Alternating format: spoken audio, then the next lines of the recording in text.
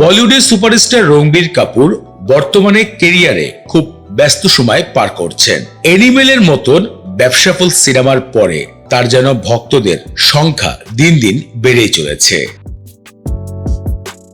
Social মিডিয়াতে বর্তমানে কথা উঠেছে ধুম 4 নাকি ব্রহ্মাস্ত্র 2, কোন সিনেমা আগে দেখতে পারবে দর্শকেরা।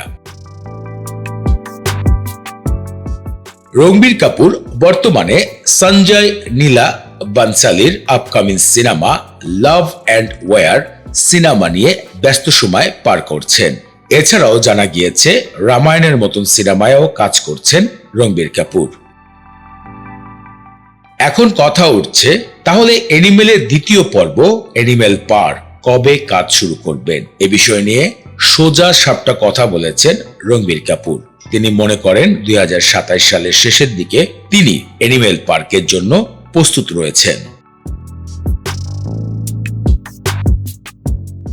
এরই মাঝে গণমাধ্যমে কথা উঠে বারবার যশ রাজ ফিল্মের আপকামিং সিনেমা ধুম 4 এই সিনেমার জন্য রণবীর কাপুর 2026-এ প্রস্তুত আছেন কিনা।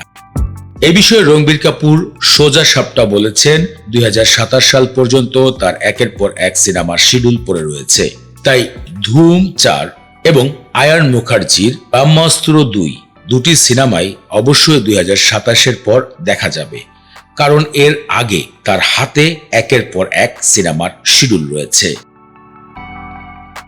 সর্বশেষ ধুম সিনেমায় আমির খান তৃতীয় পর্বে দেখা গিয়েছিল। এরপর লম্বা একটি বিরতি।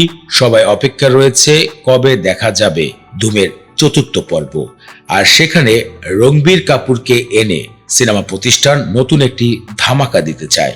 সম্প্রতি গণমাধ্যমে রণবীর কাপুর তার আপকামিং সিনেমা সম্বন্ধে এই সকল তথ্য শেয়ার করেছেন তার ফ্যান ফলোয়ারদের জন্য।